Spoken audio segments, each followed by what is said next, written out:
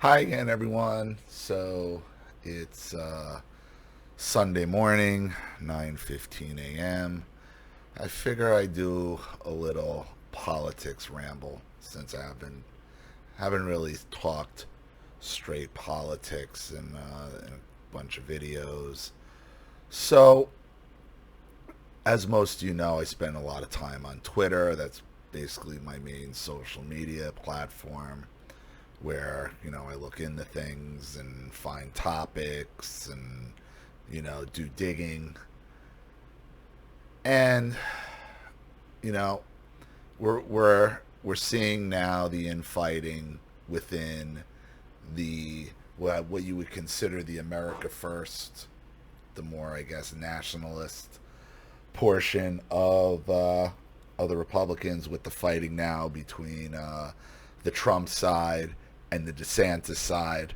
And I will say this, even though I am leaning DeSantis, I'm with DeSantis at this point.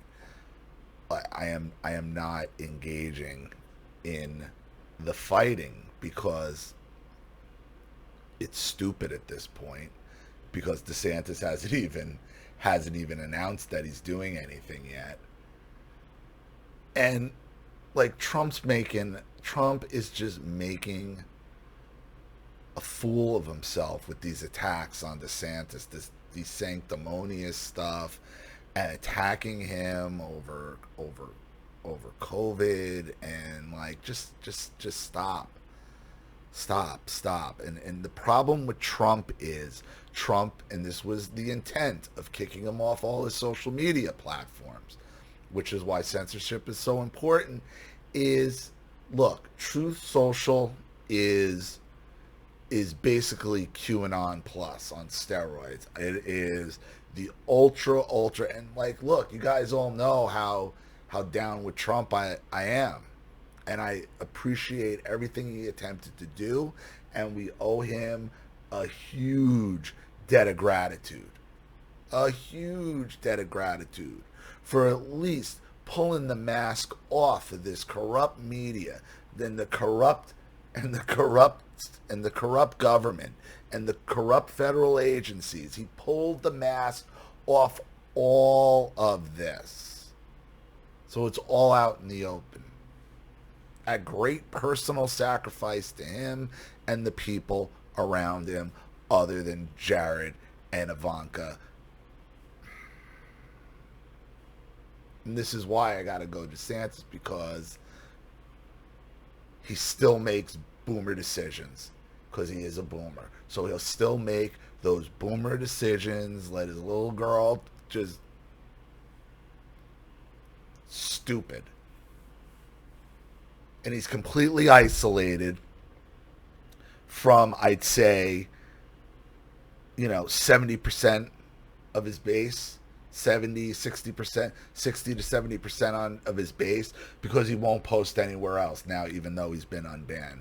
And he might be contractually obligated, because Truth is a social company and it has a public company, meaning it's traded and it has investors. So I don't know. I don't know how he expects to run a political campaign if he's not on Twitter and Facebook. And so he has no pulse to see the type of support that DeSantis has from his own supporters. Like, this isn't going to work. And now you got Trump supporters trying to find clips of DeSantis from when he's in Congress about, supporting Paul Ryan. And I'll tell you this. Like, I followed DeSantis when he was in Congress, and when the Republicans were in charge back then, they were having, I don't know if he was in on Benghazi, but I think he was in on the IRS targeting, Fast and Furious. He was on a bunch of different committees that he was one of the questioners. And his questioning was like, just like everybody used to love Trey Gowdy and loves Jim Jordan's going after people, he was just as good as Jim Jordan. He was just as good and effective. That's why I knew he would be governor, and I knew he would be good. But trying to hold DeSantis accountable for on clips from when he was in Congress. Like, listen, the world has changed dramatically since all of that. And that's because of Trump. Trump has pulled the blinds back on all of it. Wouldn't have DeSantis already have known since he was in Congress and behind? Maybe, maybe not. But he hasn't governed that way. That's for sure. But I still, look, and I'm not 100% sold on DeSantis. If Trump wins the nomination, I'll obviously go with Trump, and I'll be down with him again. And I might, and he could win me back because I haven't seen them debate. Instead of these factions that were were literally allies on Twitter, retweeting each other, now going after each other because now this one's with Trump and this one is DeSantis, trying to prove, Trump should have fired Fauci here, and DeSantis has got neocons around him and the Bushes around him there, and that's a problem. And listen, I understand why Jeb Bush was around him, because it was his inauguration. He's a former governor. Okay, but it is concerning. It is concerning. It is concerning why these neocons like the Bushes are down with DeSantis, because DeSantis is just supposed to be a more politically polished version of Trump. So what is it? So why? So why then are these neocons, now down with DeSantis? Now, I don't blame DeSantis. You can't blame the candidate who's pitching support, but you can ask, well, why is this person pitching support? Because they are against everything that you govern for and stand for. See, the argument shouldn't even be, and it shouldn't even be an argument, it should be a discussion of, because at the end, it's going to be these two that face off on the debate stage. Don't worry about Nikki Haley. That's a joke. It's not even worth talking about. Anyone else is not worth talking about. Youngkin's not getting in. He'd get torn apart. He'd never make it. Maybe in a couple years, but no. But he might be the third wild card. You never know. The neocons, if Youngkin got in Virginia, the Virginia governor got in, you'd see all that neocon support go right to Youngkin. It would go right there, 100%. We should be discussing what we want debated. We don't hear about global warming, in a Republican debate. We want to hear about these nonsense issues. We want to know, explain to us, Mr. Trump, why you didn't fire Fauci, how we got here, why you're supporting the, what. That's going to be his major problem. That's what's drawing down his support. What's drawing down his support is the thing that, is the greatest thing ever invented.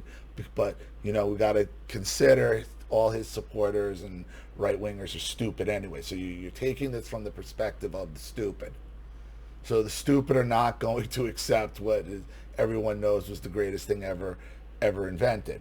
But that's going to draw down his support. So he's going to have to come up with an answer for that. Because we know the best part of his presidency ended up being his foreign policy, keeping us out of wars, getting no new attacks, just all of that, getting Europe in line and getting us in energy independent. There is our questions for DeSantis. Where are you on Ukraine? We know Trump isn't funding Ukraine if he gets in. I will tell you this: if DeSantis ends up being no, we got to do whatever we got to do to fund you. No, we're done. No, we're done. We're right back. We're right back to Donald J. Trump for president. And we'll just have to deal with his brashness, just the Trumpness of him. Because that's the real problem. Is people are really just done with it. And if they can have a cleaner version of him, they're going to take it. They're going to take it. But you got to see them square off. You got to see them. You got to see them on the debate stage. Arguing back and forth and like trying to prove like Trump's a fraud, DeSantis is a fraud, the sanctimonious this, like putting a picture of DeSantis like he's partying with high schoolers. It's just, it's stupid and it's sad. And Trump needs to get back to his base and get off of truth primarily and back on the other. So it sucks. And I hate the social medias, but he needs it if he wants any chance of winning the nomination or winning, or because he's not. Even though he's still showing ahead in the polls, that's going to fade real quick because DeSantis is governing. He's governing right now. Trump is just chirping on truth. That's it. He's got to use all the social medias, okay? Because he doesn't have the power of anything right now. He doesn't. And he's got to stop talking. He's got to stop talking about 2020. It's over. What are you going to talk about? Our awesome ballot harvesting operation. Where are our drop boxes going to be? Where is our voter registration? Where is it? Where is all these things? Where are our army of lawyers standing by in every local district where there's a DA, a school board, okay, to the lawfare that you are going to receive on election day from the Democrats? Where is it? Who are they? Who's in charge of it? Who's doing it? These are the questions that we need to be asking. Whatever happened to tort reform, gentlemen? For both candidates. What are we going to do with these out of control federal judges who are supposed to be the stopgap to all this tyranny, but are just really just political operatives in black robes? Lawyers who are appointed by 100 other lawyers to protect the interests of who? The lawyers who appointed them and gave them lifetime seats on a federal bench. What happened to tort reform? You want to know what happened to tort reform? 9/11. Up until 9/11, tort reform was a thing. Changing the legal system to loser pays, where you keep filing, you file a lawsuit and you lose, you pay. They have that in the UK so that they can't use lawfare. Here, never got it. Why would they? You got a bunch of lawyers running your government who's they're going to write the laws to protect themselves. It's a critical issue. It's a critical issue. What happened to it? What happened to tort reform? What are you going to do with these out of control federal judges? Do we have to change how we elect judges? How federal judges get appointed to their seats? Should they be lifetime appointments? I think the Supreme Court should be, because that's the highest court in the land and there's only 9 seats for that. So yes, I think those should be lifetime appointments. But all those federal benches beneath it, there is no reason for them to be lifetime appointments. Because you don't have to even have been a judge to be appointed to the Supreme Court. So there's no reason for those federal judgeships to be lifetime appointments. That's how you fix it. But those are the questions I want answers to. I want to know from DeSantis on the debate stage, why are these neocons all hanging around you? What do they expect from him? Because they don't just throw their support behind people without an expectation of something. They don't. So the infighting isn't great. It really isn't. And try not to get engaged in it. either way, how either way, whichever way you feel, whether it's DeSantis or Trump. And I am not passionate enough about either one. Like I love them both. Don't get me wrong. It's not like I'm like eh. Like about my decision, I am not dug into my decision whatsoever. If I had to vote today, it's DeSantis. But that's why I want to see the debate. I want to see them debate. I want them to provide answers. I want them to fight it out. I want them to fight it out, but they should be fighting it out over the topics the base wants to hear about. The base needs answers to this, so there's no bitterness at the end. So, all right, I think I've rambled long enough. Guys don't typically like my political videos anymore anyway.